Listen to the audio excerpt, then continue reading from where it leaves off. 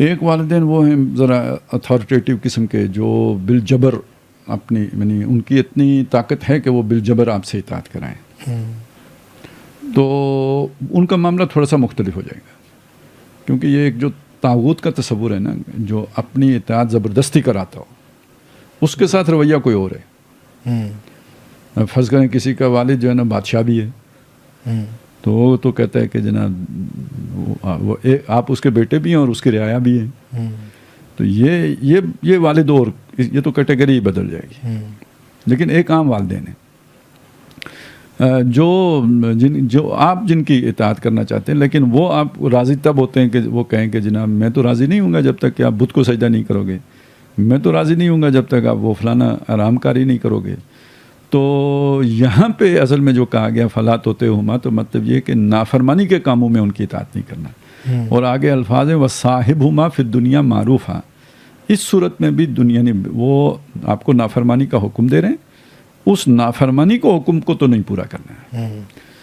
اور کوشش کرنی ہے کہ دل دکھائے بغیر ان کی اطاعت نہ کی جائے، لیکن اگر دکھ بھی جائے تو پھر پرواہ نہیں کرنی ہے، لیکن باقی سارے معاملات میں ان کی اطاعت جوں کی توں کرتے رہنا ہے۔ اور وہ دل دکھے تو اس بات سے جائز ہے کہ آپ نے اطاعت نہیں کی، ہاں جی، یہ نہ ہو کہ آپ کی بدتمیزی کی وجہ سے دل دکھا ہو آپ کی۔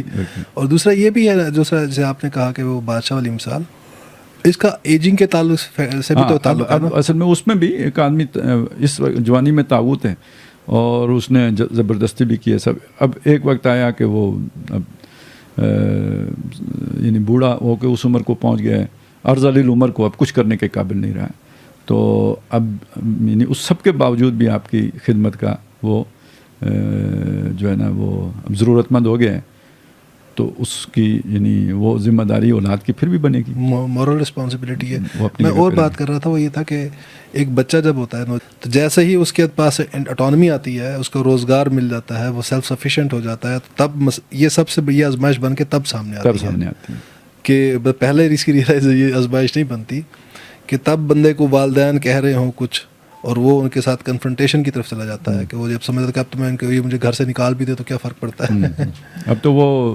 اپنے پاؤں پہ کھڑا ہے۔ ہاں، تو اس میں پھر وہ امکان ہوتا ہے کہ وہ بندہ اس ایکسٹریم پہ جا کر کے وہ والدین کے ساتھ حسن سلوک کو ترک کرتے۔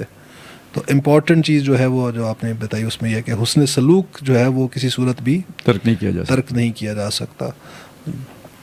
وہ ایک صحابی کا بھی واقعہ ہے جنہوں نے اپنی والدین کے والدہ تھیں غالباً، جن کے بارے میں کہا کہ وہ مشرکہ ہیں، تو میں ان کی خدمت کروں یا نہ کروں،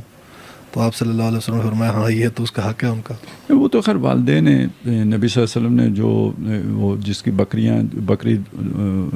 جو ہے نا دودھ نکال کے دیا کرتے تھے، حضرت ابوبکر صدیق بھی ایک کام کرتے رہے، تو مطلب یہ مشرک لوگوں کی خدمت کرتے رہے نا، کسی کی گٹھری اٹھا لی، کسی کا کیا کیا، تو یہ ایک انسانی سطح پر یہ خدمت خلق کا کام یہ ایک بالکل علیحدہ چیز ہے۔ لیکن یہ مطلب یہاں پر تو یہ خدمت خلق والی سے زیادہ بڑی چیز ہے ویسے والدین کے ریلیشن شپ، وہ تو کبھی کبھی ہے نا، یہ تو روز کی بات ہے۔ ہاں، مطلب اس میں تو ایک مطلب بلکہ یوں کہہ لیں کہ جو ڈرائیونگ فورس جو آپ ہی کی بات میں جس تناظر میں کہہ رہا تھا نا، وہ اس میں کہ دیکھیں ایک مشرک ہونا ایک علیحدہ بات ہے، انسان ہونا ایک علیحدہ بات ہے، تو ہمارے بعض تعلقات انسانی سطح کے ہوتے ہیں، اس میں ایک پھر اس کا عقیدہ نہیں دیکھا جاتا۔ اصل میں یہ تو ایک اور اس آیت سے پھر لوگ غلط معنی لے لیتے نا، اشداء علی الکفار رحماء بینہم، اس سے تو اصل میں وہ یعنی وہ بھی اصل میں شدت کا کیا مطلب ہے، وہ ہے وَلْيَجِدُوا فِيكُمْ غِلْظَةً، وہ جو ہیں انہیں آپ کے اندر سختی محسوس ہو، کا مطلب یہ ہے کہ انہیں یہ اندازہ ہو جائے کہ یہ اپنے موقف سے پیچھے ہٹنے والا نہیں، نہ دھمکی سے، نہ دباؤ سے، نہ تشدد سے، نہ ٹیمپٹیشن سے، لالچ سے، نہ محبت سے،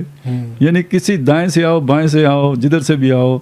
ان کو ان کے موقف سے نہیں ہٹایا جا سکتا۔ انہیں یہ یقین آ جائے کہ یہ بہت جسے ہٹ دھرم کہتے ہیں، کمیٹڈ ہے، ہاں اپنے دھرم پر پوری طرح جو ہے نا ہٹ کے ساتھ کھڑا ہے نا،